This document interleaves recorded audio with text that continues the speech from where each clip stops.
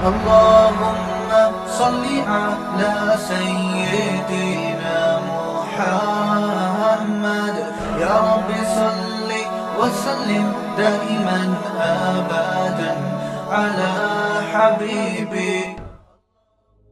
اچھا، یہ جو جمعے کے دن سورہ کہف پڑھنے کی فضیلت ہے، تو یہ جمعے کی رات کو اگر کوئی پڑھ لے تو بھی یہ فضیلت حاصل ہو جائے گی. تو کیونکہ روایات میں جمعے کی رات کا بھی تذکرہ ملتا ہے اور جمعے کا بھی تذکرہ ملتا ہے. الحمدللہ الذی، تمام تعریفیں اس اللہ کے لیے ہیں، انزل علی عبدہ الکتاب، جس نے اپنے بندے پر کتاب کو نازل کیا، ولم یجعل لہ عوجا، اور اس کتاب میں اس نے کوئی کجی نہیں رکھی. یہ قرآن کا کمال ہے. آپ الحمد سے لے کے والناس تک پڑھیں، 2 اور 2 4 کی طرح اس کی آیتیں اور اس کے مضامین سمجھ میں آتے ہیں. قرآن کے علاوہ کوئی بھی مذہبی کتاب آپ پڑھ لیں نا تو آپ کو سمجھ میں نہیں آئے گی کہ یہ کیا کہا جا رہا ہے اس میں، اور وہ باتیں نیچر کو اپیل بھی نہیں کریں گی، اور انسان وسوسوں کا شکار ہو جائے گا اور مصیبت میں پڑ جائے گا. لیکن قرآن کے دعوے کتنے واضح ہیں، اور دعووں میں تناقض نہیں ہے. قرآن نے کہا خدا ایک ہے، ہر جگہ یہی کہا کہ ایک ہے. محمد صلی اللہ علیہ وسلم کو کہا کہ نبی ہیں، بشر ہیں نبی ہیں. تو بشریت کو ثابت کیا قرآن نے. جہاں نبی صلی اللہ علیہ وسلم سے اوٹ پٹانگ معجزوں کا مطالبہ کیا گیا تو بتا دیا گیا میں بشر ہوں. ایک ہی دعویٰ رہا ہے مسلسل شروع سے آخر تک. اور آخری نبی ہونے کا جب دعویٰ کیا گیا تو آخری ہی، یہ نہیں کہ پھر قرآن میں اشارے دے دیے ہوں کہ کوئی اور نبی بھی آئے گا. تو تناقض نہیں ہے قرآن میں. نماز کو فرض کیا تو نماز فرض ہے. تو یہ جتنے مضامین، پھر اخلاقیات کی جو تعلیم دی وہ تعلیم سیم ہے. تو یہ ہے کہ عوج نہیں ہے، بالکل نیچر کو اپیل کرنے والی 2 اور 2 4 کی طرح صاف ستھری باتیں ہیں قرآن مجید میں. یہ خود قرآن کا ایک بہت بڑا معجزہ ہے. آپ کبھی بھی کسی جھوٹے آدمی کو جب سنیں گے نا، اس کی باتوں میں ٹکراؤ بہت ہوگا. میں ایک دفعہ تحقیق کر رہا تھا، یہ منکرین حدیث جو ہیں جنہوں نے کہا، دعویٰ کیا کہ حدیث حجت نہیں ہے، تو ہمارے شیخ حضرت مفتی رشید احمد صاحب رحمہ اللہ تعالی نے اصل الفتاویٰ کی 2 جلد میں ان کے خلاف بہت کچھ لکھا ہے. تو اس میں ایک بڑی دلچسپ بات یہ تھی کہ جب یہ منکرین حدیث کا جو بانی ہے نا، پرویز نام تھا اس کا، پورا نام اس وقت ذہن میں نہیں ہے، تو اس کی کتابوں سے حضرت نے تناقض نکالا. مفتی رشید احمد صاحب رحمۃ اللہ علیہ نے تناقض کیا نکالا؟ ایک جگہ لکھ رہا ہے کہ حدیث حجت نہیں ہے، دوسری جگہ لکھ رہا ہے کہ حدیث حجت تو ہے لیکن جن ذرائع سے ہم تک پہنچی وہ ذرائع حجت نہیں ہے. اور ایک جگہ لکھ رہا ہے کہ حدیث حجت بھی ہے لیکن صرف نبی صلی اللہ علیہ وسلم کے دور تک کے لیے حجت ہے، ہمیشہ کے لیے حجت نہیں ہے. تو ایسے کئی تناقض.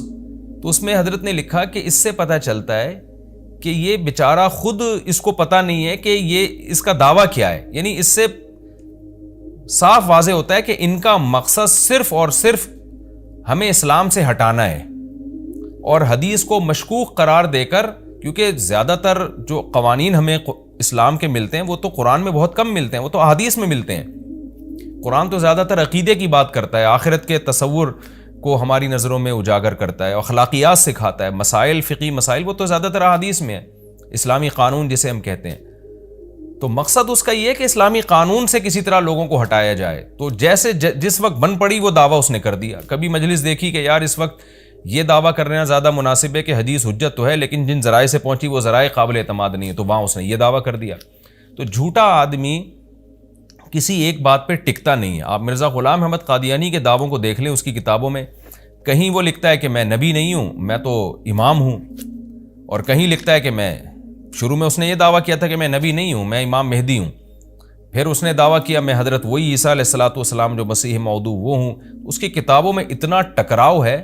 وجہ اس کی ہے کہ باطل کا ایک ہدف ہوتا ہے، تو وہ دیکھتا ہے کہ جیسا دیس ویسا بھیس. جیسے اس کا ہدف ہوتا ہے شہرت، دولت، اور یا لوگوں میں پھوٹ ڈالنا یا کوئی منصب حاصل کرنا کسی سے، تو وہ پھر دیکھتا ہے کہ جس وقت جو طریقہ اس کو سوٹیبل لگتا ہے نا، وہ وہی طریقہ اختیار کر لیتا ہے.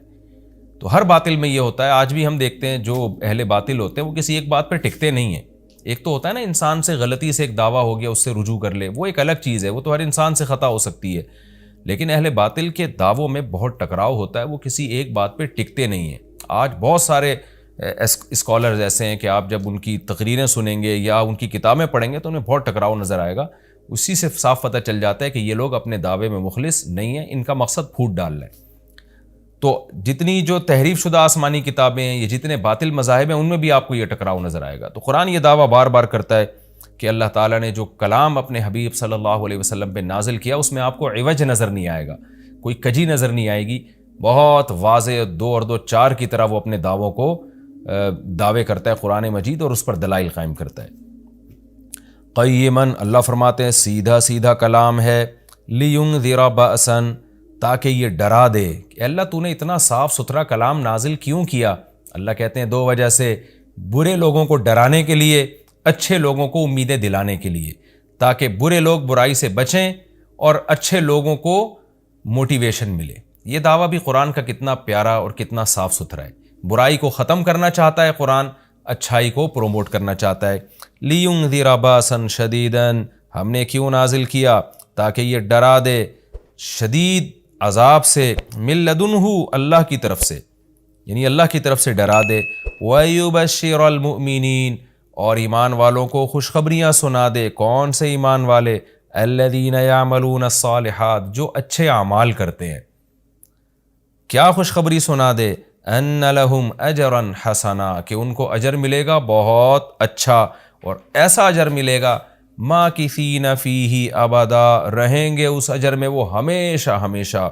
وینذر الذین قالوا، اور تاکہ یہ کلام ڈرا دے ان لوگوں کو، الذین قالوا، جو کہتے ہیں اتخذ اللہ ولدا۔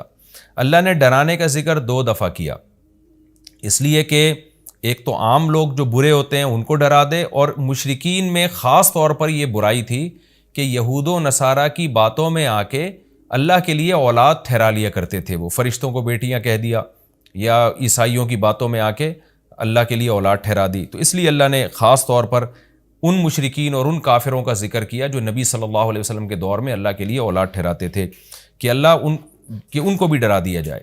وَيُنذِرَ الَّذِينَ قَالُوا، اور ڈرا دے ان لوگوں کو جو کہتے ہیں اتخذ اللہ ولدا، کہ اللہ نے ٹھہرا لی ہے اولاد۔ سورہ کہف بھی مکی صورتوں میں سے ہے نا، تو اس میں بھی توحید کا مضمون بہت ہوگا۔ ما لہم بہ من علم، نہیں ہے ان کے لیے اس دعوے پر کوئی دلیل، ولا لآبائہم، اور نہ ان کے باپ دادا کے پاس کوئی دلیل تھی۔ یہ اکثر کہتے تھے نا بھائی ٹھیک ہے ہمارے پاس دلیل نہیں ہے لیکن ہم اپنے باپ دادا کو فالو کرتے ہیں، تو اللہ کہتے ہیں تمہارے باپ دادا کے پاس کون سے اس دعوے کی کوئی دلیل تھی؟ اور یہ جملہ ہلکا نہیں ہے، کبرت کلمۃ، بہت بڑا ہے یہ کلمے کے اعتبار سے، ایسا کلمہ جو ان کی منہ سے نکلتا ہے، منہ سے نکلنے والا کلمہ یہ بہت بڑا کلمہ ہے، بہت بھاری ہے زمین اور آسمان پر، کہ اللہ کے لیے اولاد ٹھہرا دی۔ ان یقولون الا کذبا، نہیں بولتے یہ لوگ مگر نرا جھوٹ بولتے ہیں یہ۔ فلعلک باخع نفسک علی آثارہم، اللہ تعالیٰ اپنے حبیب صلی اللہ علیہ وسلم کو تسلی دے رہے ہیں کہ اتنا سری جھوٹ بولتے ہیں اور آپ کی دعوت اتنی واضح ہے پھر بھی ایمان نہیں لاتے، تو اے نبی کہیں ایسا نہ ہو کہ آپ غم میں اپنی جان ہی نہ ہلاک کر بیٹھیں، کیونکہ رسول اللہ صلی اللہ علیہ وسلم کا دل بہت گھٹتا تھا کہ اتنی واضح بات میں کر رہا ہوں، اتنا میرے دعوے میں اتنی کلیئرٹی ہے، اس کے باوجود یہ مانتے کیوں نہیں ہیں؟ تو غم سے آپ کا سینہ گھٹتا تھا، تو اللہ نے آپ کو بتایا کہ یہ آپ کی حالت یہ ہو گئی ہے شاید کہ آپ اپنی جان ہی ہلاک کر بیٹھیں۔ دیکھیں اللہ کا شاید یہ ہماری زبان میں اللہ ہم سے بات کرتے ہیں نا، ورنہ اللہ کے لیے تو شاید نہیں، اللہ کے لیے جو چیز ہوتی ہے یقینی ہوتی ہے۔ تو یہاں شاید کا مطلب کیا ہوگا کہ کوئی بھی دیکھنے والا آپ کی کنڈیشن کو دیکھے نا اس وقت، تو وہ کہے گا کہ آپ کی موت نہ واقع ہو جائے، اتنا غم ہے آپ کو۔ تو مقصد ہے غم کی شدت کو بیان کرنا۔ تو اللہ فرماتے ہیں شاید کہ آپ اپنی جان ہی ہلاک کر بیٹھیں ان کے پیچھے، یعنی ان کے غم میں، اگر یہ لوگ اس قرآن پر ایمان نہ لے کر آئے، اسفا، افسوس اور غم میں آپ کی جان ہی کہیں آپ ہلاک نہ کر بیٹھیں۔ پھر آگے اللہ بتا رہے ہیں کہ یہ ایمان کیوں نہیں لے کر آتے۔ آپ غم نہ کریں، آپ کی دعوت میں کوئی کمی نہیں، آپ کے دلائل میں کوئی کمی نہیں، ایمان نہ لانے کی وجہ ہم بتاتے ہیں کیا ہے۔ کچھ لوگ لائیں گے، کچھ نہیں لے کر آئیں گے، وجہ کیا ہے وہ ہم بتا رہے ہیں اگلی آیت میں، انا جعلنا ما علی الارض، ہم نے بنایا ہے ہر اس چیز کو جو زمین کے اوپر ہے، زینت اللہ، زمین کے لیے، یعنی زمین والوں کے لیے زینت، اٹریکٹیو بنایا ہم نے۔ زمین اجڑی ہوئی ہوتی، کسی کا دل ہی نہ لگتا زمین میں، تو سارے آخرت ہی کی فکر میں لگ جاتے، لیکن زمین میں اٹریکشن ایسی پیدا کر دی ہے کہ یہ اللہ سے غافل کرتی ہے، حق سے دور کرتی ہے۔ ہر آدمی اس زمین کی زینت کو حاصل کرنے کی کوشش کرتا ہے۔ زینت وہ چیز ما یتزین، جو مزین ہوتی ہے اور جس کی طرف انسان کی اٹریکشن ہوتی ہے، چاہے حقیقت میں وہ اٹریکشن کے قابل ہو یا نہ ہو۔ جیسے گندگی کا ڈھیر ہے، اٹریکشن نہیں ہوتی، لیکن آپ نے اس کے اوپر ایک خوبصورت ململ کا کپڑا ڈال کے خوشبو چھڑک دی تو اب وہ دیکھنے میں بھلی لگنے لگے گی۔ تو جو چیز دیکھنے میں بھلی لگتی ہے اس کو مزین کہا جاتا ہے، چاہے حقیقت میں ہو یا نہ ہو۔ تو اللہ نے کہا کہ ہم حقیقت میں زمین اچھی ہے یا نہیں ہے یہ لوگ اس کو نہیں دیکھتے، بس اٹریکٹیو ہے اس کو دیکھتے ہیں کہ اس کا یہ اٹریکٹ کرتی ہے اپنی طرف۔ حقیقت میں دیکھا جائے تو مسافر خانہ ہے نا، کتنی بھی مل جائے تو ختم ہونے والی ہے، تو فنا ہونے والی چیزوں سے کون دل بہلاتا ہے۔ لیکن اللہ بتا رہے کہ ہم نے چونکہ اس کو مزین کر دیا ہے، تو اس مزین ہونے کا نتیجہ یہ ہے کہ کچھ لوگ اس میں پڑھ کے اللہ کو بھول جاتے ہیں اور کچھ اس کی حقیقت کو دیکھ کر اللہ کو یاد رکھتے ہیں۔ تو آزمائش جبھی ممکن ہے جب اس زمین کو اٹریکٹیو بنایا جائے۔ آگے اس لیے اللہ نے فرمایا کہ ہم نے بنایا ہے جو کچھ اس زمین کے اوپر ہے زینت اللہ، زمین کے لیے مزین۔ کیوں بنایا ہے؟ لِنَبْلُوَهُمْ، تاکہ ہم لوگوں کو آزمائیں، ایہم احسن عملا، کہ ان میں عمل کے لحاظ سے زیادہ اچھا کون ہے۔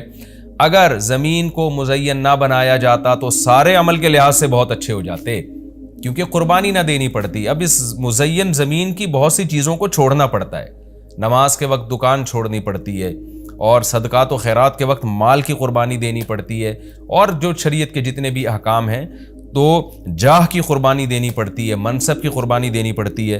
تو اللہ کہتے ہیں ہم نے چونکہ مزین بنا دیا تاکہ ہم لوگوں کو آزمائیں۔ تو ظاہر ہے جب آزمائش ہوتی ہے تو اے نبی کچھ لوگ کامیاب ہوتے ہیں اور کچھ لوگ ناکام ہوتے ہیں۔ تو آپ چاہتے ہیں کہ ساری دنیا ایمان لے آئے، سارے نیک بن جائیں، یہ آپ کی چاہت پوری نہیں ہو سکتی، کیونکہ امتحان میں 100% لوگ کامیاب عام طور پر نہیں ہوا کرتے۔ وَإِنَّا لَجَاعِلُونَ مَا عَلَيْهَا صَعِيدًا جُرُزًا، اور یاد رکھو جو کچھ زمین کے اوپر ہے ہم اس کو بنانے والے چٹیل میدان۔ یعنی اللہ نے جب یہ کہا نا کہ زمین کے اوپر کی چیزوں کو ہم نے مزین کر دیا، تو آگے نافرمانوں کو ایک دھمکی بھی دے دی ہے کہ تم جو اس میں پڑھ کر ایمان سے اور نیک عمل سے غافل ہو رہے ہو کہ بھئی اتنی اٹریکشن ہے، تو اس کا ایک دوسرا پہلو بھی ہے۔ وہ پہلو کیا ہے؟ چٹیل میدان بن جائے گی، سب تباہ و برباد ہو جائے گا۔ یعنی ایگزامینیشن ہال میں جب جو نعمتیں آپ کو دی جاتی ہیں وہ ہمیشہ کے لیے تھوڑی دی جاتی ہیں، وہ تو اس وقت تک کے لیے دی جاتی ہیں جب تک امتحان چل رہا ہے، اس کے بعد وہ لے لی جاتی ہیں واپس۔ تو اسی طرح اللہ اس زمین کو ختم کر دیں گے، اور تب پوری ترقی، جو انسان کی جتنی بھی ترقی ہے زمین میں اور کائنات میں، ساری زمین بوس ہو کے ختم ہو جائے گی، اور اللہ تعالیٰ جس مقصد کے لیے انسان کو پیدا کیا گیا اس مقصد کے بارے میں انسان سے سوال کریں گے۔ ام حسبت ان اصحاب الکہف والرقیم، قرآن نے یہ کچھ تمہید بیان کی کہ یہ دنیا آزمائش کے لیے اور سب کچھ ختم ہو جائے گا، جو قرآن کا اصل مقصود ہے۔ اب قرآن ایک واقعے کی طرف آتا ہے۔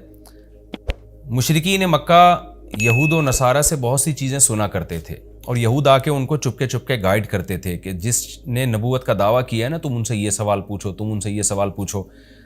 پھر یہود دیکھتے تھے کہ ہماری تورات کے مطابق جواب ملتا ہے کہ نہیں ملتا، تو ان کا یعنی خیال یہ تھا کہ محمد صلی اللہ علیہ وسلم جواب نہیں دے پائیں گے تو ہم بتائیں گے دیکھو ہماری تورات میں تو یہ لکھا ہے، اگر یہ اللہ کے نبی ہیں تو یہ تو ہر آسمانی کتاب یہ واقعہ بیان کرتی ہے، تو قرآن کیوں بیان نہیں کر رہا؟ تو یہودیوں نے آ کے مشرکین مکہ سے کہا، مشرکین مکہ نے نبی صلی اللہ علیہ وسلم سے سوال پوچھا۔ ان میں 3 سوال تھے، ایک روح سے متعلق جس کا سورہ بنی اسرائیل میں جواب دے دیا گیا، ایک حضرت ذوالقرنین سے متعلق کہ وہ کون سا بادشاہ تھا جس نے پوری دنیا پہ حکومت کی ہے، ان کا تذکرہ اللہ نے قرآن میں بیان کیا، اور ایک اصحاب کہف کے بارے میں۔ تو اب قرآن ان کے واقعے کو بیان کر رہا ہے۔ ام حسبت ان اصحاب الکہف والرقیم کانوا من آیاتنا عجبا، اے نبی آپ یہ سمجھتے ہیں کہ اصحاب کہف اور جبل والے، پہاڑ والے لوگ، غار اور پہاڑ والے لوگ کیا ہماری نشانیوں میں سے بڑی عجیب نشانی تھے؟ کیا آپ یہ سمجھتے ہیں؟ یعنی یا تو اس کا جواب یہ کہ واقعی یہ نشانی تھے، یا یہ کہ یہ اتنی بڑی نشانی نہیں تھے جتنی بڑی اس کائنات کو بنا دینا بڑی نشانی ہے۔ اذ اول فتیتو، اللہ نے اس واقعے کو بیان کیا، اس وقت کو یاد کرو جب چند نوجوانوں نے ٹھکانہ پکڑا الی الکہف، ایک بڑے غار کی طرف، فقالو، پھر کہنے لگے۔ اب دیکھیں قرآن جب واقعہ بیان کرتا ہے نا، تو سوال تو مشرکین نے اصحاب کہف کا پوچھا تھا، بتا دیا جاتا بھئی ایک زمانے میں اصحاب کہف تھے، جو مشرک بادشاہ تھا جس کے ظلم سے تنگ آ کے وہ علاقہ چھوڑ کے چلے گئے اور 300 سال غار میں رہے اور پھر 300 سال کے بعد واپس آئے اور لوگوں نے پھر بڑی عقیدت کی، محبت کی، بس اتنا کافی تھا۔ لیکن قرآن واقعہ اس انداز سے بیان کرتا ہے کہ اس میں اسباق ملنا شروع ہو جائیں، ہمیں اس میں اسباق ملنا شروع ہو جائیں۔ اب دیکھیں شروع کیسے کیا جا رہا ہے۔ کیا تم یہ سمجھتے ہو کہ اصحاب کہف کا واقعہ کوئی عجیب واقعہ ہے؟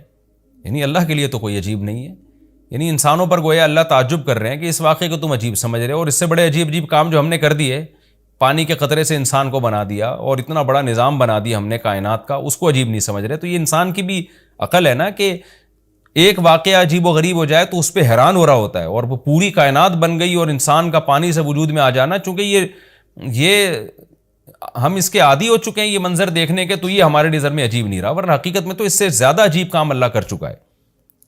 تو ایک تو سبق اللہ نے ہمیں یہ بتایا اس واقعے میں کہ یہ واقعہ اتنا عجیب نہیں جتنا اللہ کے دوسرے کام زیادہ عجیب ہیں۔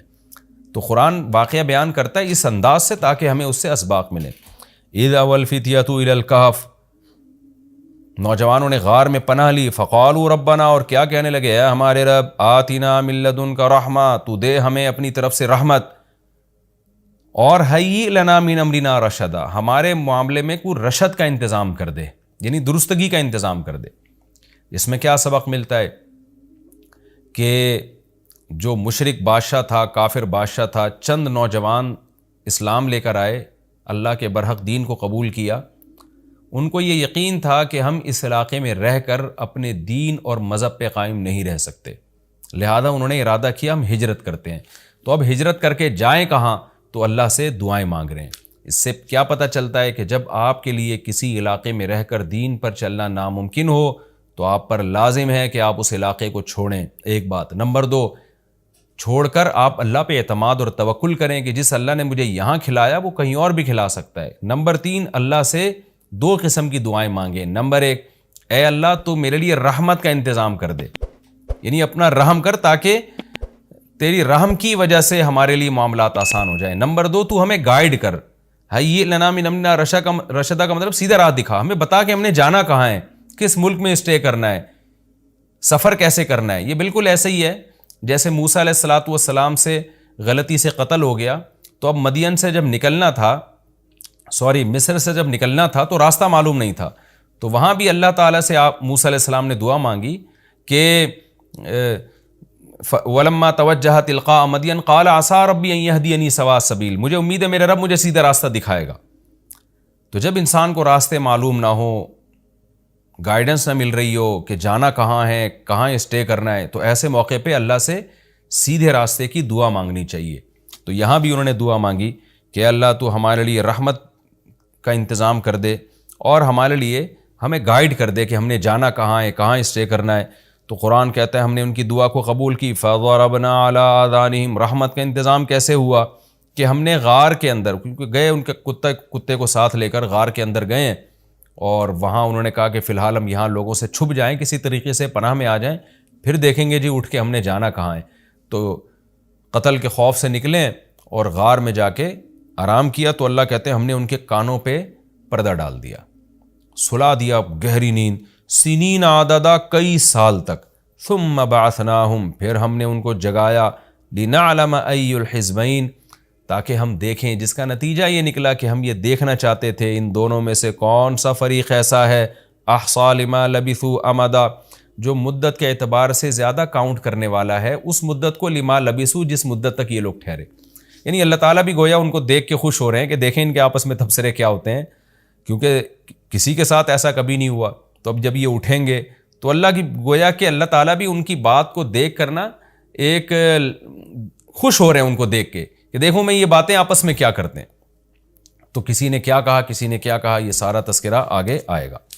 یہ واقعہ آگے بھی چلے گا اور انشاءاللہ اس کی تفصیل اگلے رکوع میں زیادہ آئے گی۔ ہمارا یہ رکوع الحمدللہ کمپلیٹ ہو گیا اور وقت بھی تقریباً کمپلیٹ ہی ہونے والا ہے ہمارا، تو انشاءاللہ اگلے ایپیسوڈ میں اس واقعے کو ہم مکمل کریں گے۔ تفسیر اس کی بہت آسان ہے، زیادہ ڈیٹیل میں جانے کی ضرورت نہیں ہے، اور میں بار بار بتاتا ہوں کہ یہ جو میں تفسیر کے لیکچر ریکارڈ کروا رہا ہوں، اس کا بنیادی مقصد صرف اور صرف یہ ہے کہ جب آپ قرآن مجید کی تلاوت کریں تو آپ کو سمجھ میں آئے کہ آپ کیا پڑھ رہے ہیں، کیا سن رہے ہیں. تلاوت سنیں تو سمجھ میں آئے کہ کیا سن رہے ہیں آپ تراویح میں یا ویسے نارملی جب آپ تلاوت کرتے ہیں.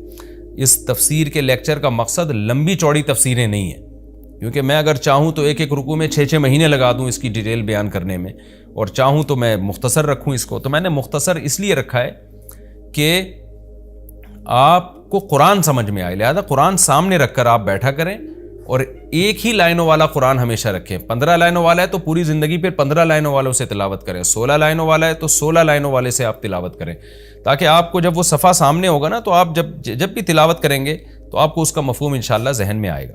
تو قرآن کی بیس آپ کی مضبوط ہو جائے. باقی تفسیریں تو پھر اتنی لمبی تفسیریں ہیں، وہ پڑھتے چلے جائیں، اس میں علمی نکات بہت ہیں. تو میں چاہتا ہوں آپ کی بیس مضبوط ہو جائے. جب قرآن پڑھیں آپ تو عربی میں ہی سمجھ میں آئے آپ کو، قرآن سنیں تو عربی میں ہی سمجھ میں آئے آپ کو. تو یہ بنیادی مقصد ہے. انشاءاللہ اگلے ایپیسوڈ میں سورہ کہف کا دوسرا رکوع اور 15ویں پارے کا انشاءاللہ میں 14واں رکوع شروع کروں گا. اللہ تعالی ہمیں سمجھنے کی، عمل کی توفیق عطا فرمائے. وما علینا الا البلاغ.